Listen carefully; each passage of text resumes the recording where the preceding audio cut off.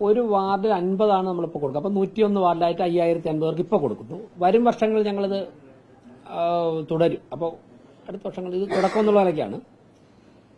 പിന്നെ മറ്റുള്ള കാര്യങ്ങളിലും ഇപ്പോൾ ചികിത്സാ കാര്യങ്ങളിൽ ഉൾപ്പെടെ ഇങ്ങനെ നമുക്ക് വരുന്ന സഹായം പലരും ഓഫർ ചെയ്യുന്നുണ്ടല്ലോ, അത് ചെയ്യാവുന്നുണ്ട് വെച്ചാൽ അപ്പോൾ അതിൻ്റെ പാക്കിംഗ് ഒക്കെ കൗൺസിലർമാർ കഴിഞ്ഞ 2 ദിവസമായിട്ട് കൗൺസിലർമാരൊക്കെ തന്നെ അടുത്ത ഹാളിലൊക്കെ ചെയ്യുന്നുണ്ട്. നിങ്ങൾക്ക് ഇത് കഴിഞ്ഞ് കഴിഞ്ഞാൽ എൻ്റെ വിഷയം എടുക്കാം. അപ്പോൾ ഇത്രയും കാര്യം, ഈ 2 കാര്യങ്ങളാണ് സൂചിപ്പിക്കാനുള്ളത്.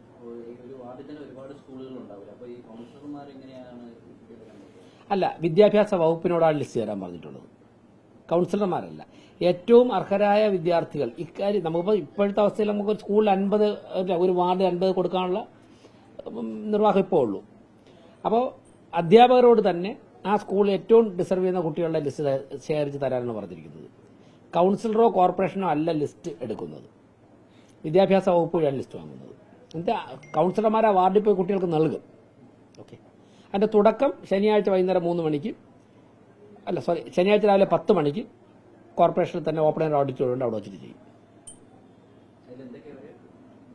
അതിൽ ബാഗ് ഉണ്ടാവും, ടിഫിൻ ബോക്സ് ഉണ്ടാവും, വാട്ടർ ബോട്ടിൽ ഉണ്ടാവും, കുടയുണ്ടാവും, വലിയ കുട്ടികൾക്ക് ഇൻസ്ട്രുമെന്റ് ബോക്സ് ഉണ്ടാവും, പെൻസിൽ, അങ്ങനെയുള്ള കാര്യങ്ങളുണ്ടാവും. ഇപ്പോൾ അവിടെ പോയി കഴിഞ്ഞാൽ നിങ്ങൾക്ക് കിറ്റ് കാണാൻ പറ്റും. തൊട്ടപ്പുറത്തെ ഹാളിൽ പാക്ക് ചെയ്തുകൊണ്ടിരിക്കും. 2 ദിവസമായിട്ട് കൗൺസിലർമാർ തന്നെ മുഴുവൻ പാക്ക് ചെയ്തുകൊണ്ടിരിക്കുകയാണ്. കോർപ്പറേഷൻ സാധാരണക്കാരായ ജനങ്ങൾ അനുഭവിക്കുന്ന കാര്യങ്ങളിൽ, ബുദ്ധിമുട്ടുകളിൽ നമ്മളെ കൊണ്ട് സാധിക്കുന്ന സഹായം, അതിൽ കോർപ്പറേഷന്റെ പ്ലാൻ ഫണ്ടോ തനത് ഫണ്ടോ നമ്മൾ എടുക്കുന്നില്ല. കോർപ്പറേഷന്റെ ആക്ടിവിറ്റികൾക്കുള്ള പണം എടുക്കാതെ മറ്റുള്ള തരത്തിൽ ജനങ്ങൾ നൽകാമെന്ന് പറയുന്ന സഹായം എന്താണോ ആ സഹായമായിട്ടാണ് വാങ്ങുന്നത്, ക്യാഷ് ആയിട്ടല്ല. നമ്മുടെ അക്കൗണ്ടിലോട്ട് ഒരിടത്ത് വരുന്നില്ല. അങ്ങനെയാണ് മാനേജ് ചെയ്തിട്ടുള്ളത്. ഇന്ന് രാവിലെ മുതൽ നല്ല മഴയാണ്. പക്ഷേ ഈ കാലടി വാർഡിലെ മരുതൂർക്കടവ് ജംഗ്ഷൻ ഈ മഴയത്തും ഈ കോൺക്രീറ്റ് കൊണ്ട് ടാറിങ് നടക്കും. പൊതുമരാമത്ത് സ്റ്റാൻഡിംഗ് കമ്മിറ്റി ചെയർപേഴ്സണായിട്ട് മഞ്ജുവിന്റെ വാർഡാണ്. ഈ മഴയത്തുമാണ് ഈ പറയുന്ന കോൺക്രീറ്റ് നടക്കുന്നത്. ഇക്കാര്യത്തിൽ എന്തെങ്കിലും നടപടി? ഞാനതിപ്പോഴാണ് ഈ സമയത്ത് നടക്കുന്നുവെന്ന് അറിഞ്ഞത്. ഒരു കാരണവശാലും മഴയത്ത് ടാറിങ്ങും കോൺക്രീറ്റും പാടില്ല എന്നാണ് പറഞ്ഞിട്ടുള്ളത്. ചെയർപേഴ്സണോട് അന്വേഷിക്കാം. അക്കാര്യത്തിൽ എഞ്ചിനീയർ പറയുന്നത് ഈ വെള്ളം, പക്ഷേ നമ്മൾ കാണുന്നുണ്ട് മഴവെള്ളത്തിൽ ഈ ടാറാണോ കോൺക്രീറ്റാണോ? ടാറാണോ കോൺക്രീറ്റാണ്? കോൺക്രീറ്റാണ്. Cement concrete. ആ മഴ നോക്കാം, അന്വേഷിക്കാം, നോക്കാം, എന്താണെന്ന് നോക്കാം. ഇത് എനിക്കൊന്ന് ഇന്നലെ ചെയ്തതിന്റെ ബാക്കി അങ്ങനെ ചെയ്തപ്പോൾ മഴ വന്നാണോന്ന് അറിയില്ല. അല്ല, ഈ മഴവെള്ളം കെട്ടിക്കിടക്കാൻ ആ വിഷ്വലിൽ തന്നെ നോക്കാം, ഞാൻ നോക്കാം, അന്വേഷിക്കാം. ഇപ്പോഴാണ് ശ്രദ്ധപ്പെട്ടത്.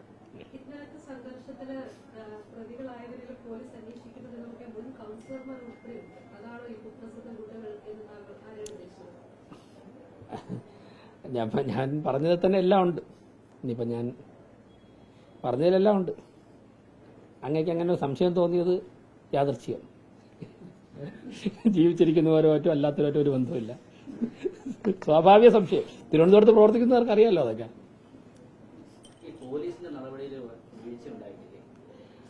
ഞാൻ പറഞ്ഞത് എനിക്ക് പറയേണ്ട കാര്യങ്ങൾ തന്നെ പറഞ്ഞു. ബാക്കി പോലീസ് എന്താണ് ചെയ്യണമെന്ന് നമുക്ക് നോക്കാം. എന്തായാലും തിരുവനന്തപുരത്തിന് അപമാനമാണിത്.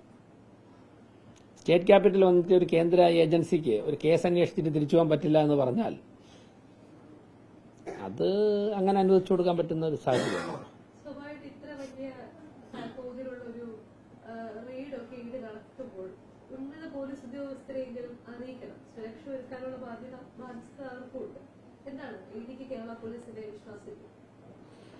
എനിക്കത് അല്ല, അങ്ങനെ ഒരു സിസ്റ്റത്തെ വിശ്വസിക്കാതെ ഒരു ഏജൻസിക്ക് പോകാൻ സാധിക്കില്ലല്ലോ. അങ്ങനെ ഉണ്ടെന്ന് തോന്നുന്നില്ല.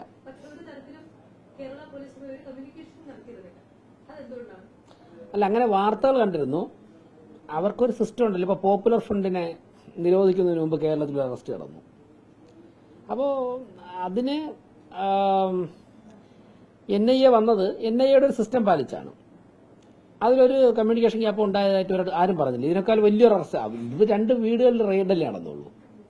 അത് കേരളം മുഴുവനും നടന്നിട്ട് നമ്മുടെ രാജ്യത്തെ തന്നെ അപായപ്പെടുത്താൻ വേണ്ടി കൃത്യമായ പ്ലാനിങ്ങോടുകൂടി 2047 ആകുമ്പോഴേക്കും മറ്റൊരു പരമാധികാര രാഷ്ട്രമാക്കി മാറ്റുവാനുള്ള പ്ലാനിങ്ങോട് കൂടി പോയൊരു ഫോഴ്സിന്റെ ഏറ്റവും പ്രധാനപ്പെട്ട പ്രതികളെയാണല്ലോ പോപ്പുലർ ഫ്രണ്ടിന്റെ റെയ്ഡ് സമയത്ത് പിടിച്ചത്. അവലും മല്ലൂരിന്റെയൊക്കെ ശേഷം അന്ന് ഒരു കമ്മ്യൂണിക്കേഷൻ ഗ്യാപ്പ് ഉണ്ടായതായിട്ട് ആരും പറഞ്ഞില്ല. അന്ന് ഏറ്റവും തീവ്രമായ സ്ഥലങ്ങളിൽ നിന്നാണ് അറസ്റ്റ് ചെയ്തുകൊണ്ട് പോയത്. അപ്പോൾ കമ്മ്യൂണിക്കേഷൻ ഗ്യാപ്പ് അങ്ങനെ ഉണ്ടാവാറില്ല സാധാരണ. കാരണം അങ്ങനെ ഒരു സിസ്റ്റത്തിൽ പോകാൻ പറ്റില്ലല്ലോ.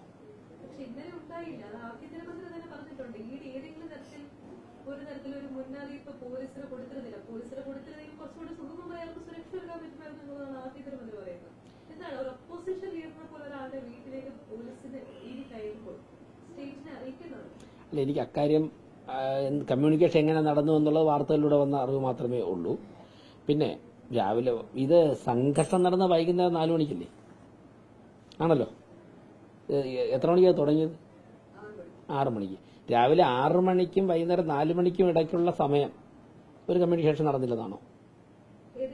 ഞാൻ പറഞ്ഞത് സംഘർഷം നടന്ന 4 മണിക്കല്ലേ. ഞാൻ ആ പോയിന്റ് മാത്രമേ പറഞ്ഞുള്ളൂ.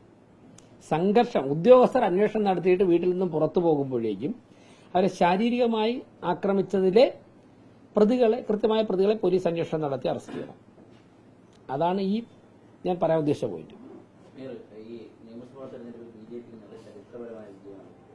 2 കേന്ദ്രമന്ത്രിമാരടക്കം 3 പേര്.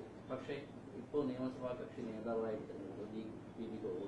എന്തുകൊണ്ടാണ് അങ്ങനെ ഒരു തീരുമാനത്തിൽ ബി.ജെ.പി? അദ്ദേഹം അതിനകത്ത് എം.എൽ.എ. ആയതുകൊണ്ട്. അപ്പോൾ ബാക്കിയുള്ളവരൊരു സീനിയോറിറ്റിയൊക്കെ നോക്കുമ്പോഴും മുൻ കേന്ദ്രമന്ത്രി എന്നുള്ള നിലയിൽ അവർക്കായിരുന്നില്ല, അവരിൽ ആരെങ്കിലും ആവണ്ടേ? ഈ കോർപ്പറേഷനിലെ കൌൺസിലർമാരിൽ ഏറ്റവും സീനിയർ ഞാനല്ലല്ലോ. ഈ കോർപ്പറേഷനിലെ കൌൺസിലർ ഏറ്റവും സീനിയർ ഞാനല്ല. പക്ഷെ നേതൃത്വത്തിൽ ഞാൻ അധ്യക്ഷൻ നിൽക്കുമ്പോൾ സ്വാഭാവികമായിട്ടും സംസ്ഥാന അധ്യക്ഷനെ പ്രഖ്യാപിച്ചത് യുഡിഎഫിനെ അല്ലെങ്കിൽ കോൺഗ്രസിനെ ലീഡ് ചെയ്തത് വി.ഡി. സതീശനാണ്. എൽ.ഡി.എഫിനെ ലീഡ് ചെയ്തത് പിണറായി വിജയൻ. സ്വാഭാവികമായിട്ട് ബി.ജെ.പിയെ ലീഡ് ചെയ്തത് രാജീവ് ചന്ദ്രശേഖരനാണ്. അപ്പോൾ നിയമസഭാ കക്ഷി നേതാവായിട്ട് ഒന്നെങ്കിൽ രാജീവ് ചന്ദ്രശേഖർ വരണം, അല്ലെങ്കിൽ മുരളീധരൻ വരട്ടെ. ഇത് എന്നാര് പറഞ്ഞു? അല്ല, സ്വാഭാവികമായിട്ടതല്ലേ. അല്ല, രാജീവ് ചന്ദ്രശേഖരനാണല്ലോ കേരളത്തിൽ ഞങ്ങളെ ലീഡ് ചെയ്യുന്നത്. ഇപ്പോഴും നിയമസഭയിലും ഗോകുമാർ സാറിന് ഉൾപ്പെടെ ലീഡ് ചെയ്യുന്നത് രാജീവ് ചന്ദ്രശേഖരനാണല്ലോ കേരളത്തിൽ. നിയമസഭയിൽ അത് തിരിച്ചറിയും. ഗോകുമാർ സാറിന് രാജീവ് ചന്ദ്രശേഖരനാണ് പ്രഖ്യാപിച്ചത്. ഗോകുമാർ സാറിന് പ്രഖ്യാപിച്ചത് ആരാണ്? രാജീവ് ചന്ദ്രശേഖരൻ. അപ്പൊ പിന്നെ അദ്ദേഹം അല്ലേ നയിക്കുന്നത്. തർക്കമില്ല എന്നുള്ളതാണ്. നിങ്ങൾക്ക് കേൾക്കുണ്ടോ? ഞങ്ങൾക്ക് കേൾക്കില്ല. ഞങ്ങൾ രണ്ട് നേതാക്കൾ വരുമ്പോ ഒരാളിനെ ആക്കാൻ പറ്റുള്ളൂ. അപ്പൊ രാജീവ് ചന്ദ്രശേഖർജി സീനിയോറിറ്റി ഒരു പ്രശ്നമല്ല. ആണോ? രാഷ്ട്രീയപരമായിട്ട് ഈ ഞാൻ പദ്ധതികളുണ്ട്. 3 എം.എൽ.എ. ആവുന്ന ആദ്യമല്ലേ? 3 എം.എൽ.എ. ആവുന്ന ആദ്യമുള്ളൂ. സീനിയോറിറ്റി പ്രശ്നമാണെങ്കിൽ എനിക്ക് മേയറാവാൻ പറ്റുമോ? എന്നെക്കാൾ 4 ഞാൻ 2ാമത്തെ തവണ ജയിക്കുന്നതാണ്. എന്നെക്കാൾ 5 6 തവണ ജയിച്ചവരുണ്ട് ഇവിടെ. അപ്പൊ അതിൽ തർക്കം അല്ല, ഉണ്ടായിട്ടാണ് ബി.ജെ.പിയുടെ പല സംസ്ഥാനങ്ങളിലെയും മുഖ്യമന്ത്രിമാർ ഉള്ളതിൽ സഭയിൽ ഏറ്റവും സീനിയർ ആളാണോ? ഞാൻ പേര് പറയുന്നില്ല, അങ്ങ് ആലോചിച്ച് നോക്കൂ. സഭയിലെ ഏറ്റവും സീനിയർ ആളാണോ മുഖ്യമന്ത്രി? ബി.ജെ.പിയുടെ ഇപ്പോഴത്തെ അഖിലേന്ത്യാ പ്രസിഡന്റ് ഈ പാർട്ടിയിലുള്ള ഏറ്റവും സീനിയർ ആളാണോ? ഇപ്പോഴത്തെ അഖിലേന്ത്യാ പ്രസിഡന്റ് ഞാനും ഒരുമിച്ച് യുവമോർച്ച പ്രവർത്തിച്ചിട്ടുള്ളതാണ് ബി.ജെ.പിയിൽ.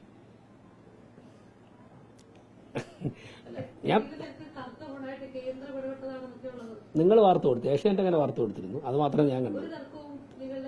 അല്ല, ഞാനതിലില്ല കോർ കമ്മിറ്റിയിൽ. ഞാൻ കോർ കമ്മിറ്റിയിലില്ല. ഞാൻ കോർ കമ്മിറ്റി വന്ന് നിങ്ങൾ കണ്ടിട്ടില്ലല്ലോ. ഞാൻ അതിന്റെ തൊട്ട് താഴത്തെ ഘടകത്തിലേ ഉള്ളൂ.